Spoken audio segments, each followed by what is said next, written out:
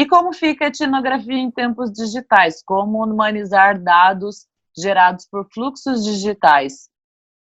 A outra pergunta que junta com essa é: existe alteridade em avatares? Sendo avatares não necessariamente são representações das pessoas? Acho que sendo avatares não necessariamente as pessoas que, tipo, os avatares não sendo o ethos do indivíduo que construiu o avatar. Acho que é isso. E aí? Veja, obrigado pelas perguntas, são sempre desafiadoras. Veja, como fica a etnografia em tempos de dados digitais? Bom, a ciberantropologia é uma área da antropologia que vem estudando a digitalização, a virtualização das sociedades ou das práticas, né, que a gente tinha presenciais desde, digamos, os anos 80. Então tem sim jeito de fazer etnografia, e os tempos digitais, desculpa, mas não são hoje.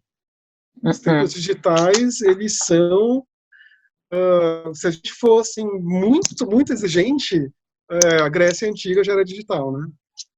Lógico que as maneiras de digitalização eram outras, mas a ideia de digital, ela já existia, e o que a gente muda são as formas de viver essa ideia de digital. Mas vamos pensar nessa forma mainstream de digital. A mediação por aparatos tecnológicos da ciência moderna, especialmente a matemática. Isso. Sim, o campo da ciberantropologia, como eu falei, tem um evento a cada 2 anos que mostra para a gente como está sendo feita a pesquisa com dados digitais. Sim. Ou com interações mediadas. Ou com qual evento que é? O simpósio de ciberantropologia. Ele foi aconteceu junto com a RAM, com a reunião de antropologia do Mercosul. Do Mercosul, isso. Vai acontecer... Oi? Eu só repeti que é a reunião de antropologia do Mercosul. E ele deve acontecer agora em Niterói em 22. A UF vai sediar, se eu não me engano. Agora, a coisa dos avatares, eu acho engraçado, assim. Veja, os avatares são instâncias do meu eu. Então, existe alteridade. No fim, ele é uma mediação. Como que o computador que está à minha frente sou eu. Vou trazer uma discussão para a gente agora fechar isso aqui, e aí depois a gente não precisa resolver agora, a gente pode só levantar essa pulga. É uma discussão que eu e você a gente já teve, a gente já debateu sobre isso, então fique tranquilo. E, por exemplo, é muito comum para a gente escutar, para os antropólogos escutar, o que vai acontecer com a antropologia, com a inteligência artificial? Carol, eu poderia dar uma resposta bem abstrata, dizer assim... Não, vai para concreta. Vai continuar existindo, porque a gente continua existindo. A antropologia é uma ciência ou uma forma, como diz o Ingold, né? O Ingold fez uma manifestação super bonita sobre a antropologia. E o Ingold, que é um cara assim, questionador, muito interessante. E ele falou que a antropologia existe porque a gente precisa conversar com as pessoas. A antropologia existe porque a gente precisa dividir a nossa presença no mundo. A antropologia existe porque a gente precisa construir com as pessoas, com os outros, a nossa presença, a nossa eternidade.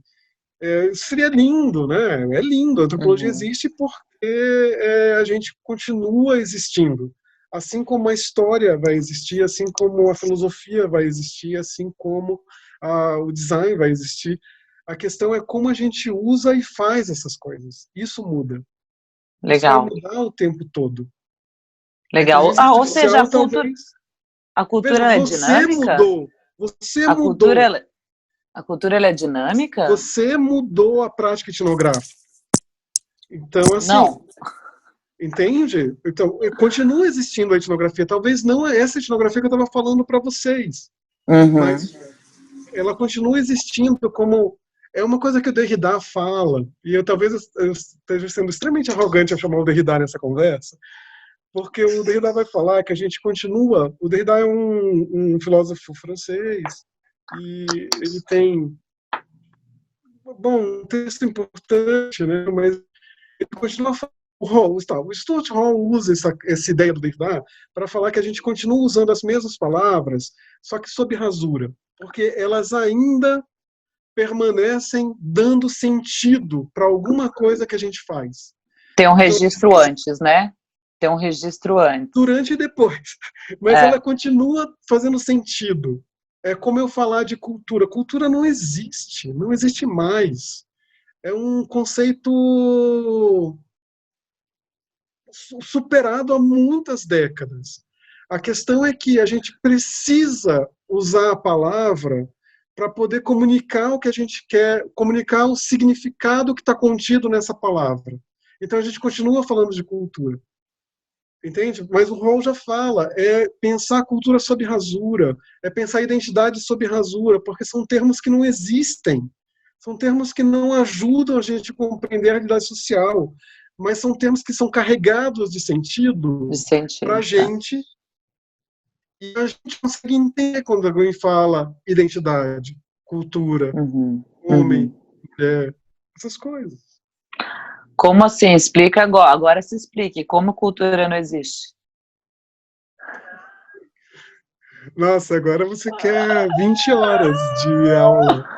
Não, resume aí. Você consegue? Você é professor, meu bem. Você consegue. Você precisa ser didático agora. A gente tem pouco tempo. Temos pessoas interessadas em entender isso aí. Eu só quero frisar uma coisa. Dizer para Paula, é a Paula que está escrevendo aqui. Paula, eu entendo a tua preocupação, e me desculpa se eu fui um pouco exagerado, que eu estou nervoso, mas sim, eu concordo totalmente com você. Mas, por outro lado, é preciso também entender esses processos que se dão no âmbito da subjetivação do pesquisador, né? E é porque você está falando da política, né? Da relação política com a alteridade. Tá? Eu acho que isso é muito legal, muito importante. Sobre a questão da cultura, aí você diz assim, olha, Carol, a cultura como um conceito útil de análise, ou de uma categoria útil para pensar as práticas humanas, ela se desgastou como categoria lá por volta dos anos 60, do século XX. Acontece que a gente continua usando essa palavra porque ela tem uma trajetória conceitual que enche ela de sentido. O próprio Hall, os estudos culturais britânicos, os estudos culturais latino-americanos têm pensado muito mais a respeito do cultural do que da cultura. O cultural como adesão que os sujeitos fazem a valores que são adesões conscientes, adesões negociadas, adesões que estão no âmbito da política, tá? E eu estou falando aqui política como o estar vivo, não política como uma prática institucionalizada. Institucional. E o que é mais interessante pensar como adesão é que a cultura o cultural permitiria a gente entender processos. E o conceito de cultura, até esse período dos anos 50 e 60, era um conceito estático, em que havia um encapsulamento de coletivos humanos, em que havia, inclusive, processos de dentro e fora. E numa sociedade, ou numa sociedade humana, com fluxos globais, né, com intensos fluxos comunicacionais, com intensos fluxos mediáticos desiguais, não estou botando isso em jogo, é impossível a gente pensar em encapsulamento. É impossível a gente pensar uma categoria que configura um campo de força num coletivo humano. Então, por isso que eu acho que a ideia do cultural ele é muito mais interessante a partir dos estudos culturais latino-americanos e britânicos do que a ideia de cultura, que é uma ideia O próprio Ingold vai questionar, o Terry Eagleton vai questionar, um monte de gente vai questionar. As feministas pós-anos 90 vão questionar Todas absurdamente a questionam. ideia de Uhum. as pós-estruturalistas, as francesas, especialmente, as latino-americanas agora estão questionando absurdamente. O feminismo comunitário está questionando absurdamente a ideia de cultura. Veja, é um conceito desgastado, né, para falar de coisas que, né, tem outras formas de dizer, de construir, de pensar. Muito rapidamente. Né? Sim. Gente, acho que é isso. Eu agradeço mais uma vez quem esteve por aqui.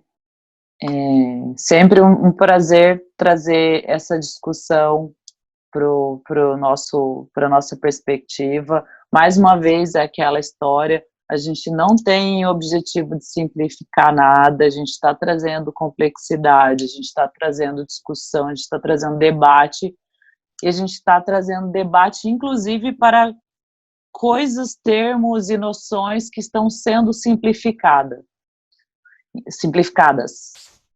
Então, por exemplo, a etnografia, ela é vendida e ela é jogada aí, tipo, como categoria do mercado, como se fosse uma coisa muito simples de fazer, e ela pode ser simples de fazer, não estou dizendo que ela tenha que ser complexa, mas o que eu quero apresentar é justamente a ideia de que antes da gente torná-la simples, vamos entender a complexidade dela, e a partir disso, a gente simplificar o entendimento dela. A gente não precisa reduzir o conceito a um template, a uma receita de bolo onde caiba para qualquer processo, qualquer método, qualquer situação. Esse é um outro assunto que eu acho super válido em relação à etnografia. A etnografia não cabe para tudo, ela não precisa ser usada, a etnografia para todos os tipos de pesquisa. A gente pode usar outros métodos, outros processos de pesquisa, tá? Bom, mais uma vez, obrigado. Rô, muito obrigado por você estar aqui. Você foi muito fofo, querido, de estar compartilhando com a gente. A gente vai compartilhar seu PPT, sim, e a gente vai te dar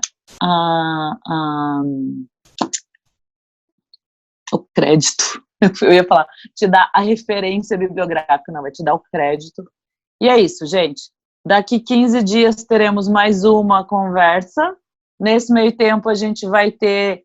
Alexandre, me ajuda a lembrar. A gente vai ter IGTV, a gente vai ter alguma coisa nos stories do Instagram, e vai sair também alguma coisa de artigo, acho que é isso, nesse meio tempo. E na sequência eu já divulgo para vocês quem será o próximo Kivo Convida.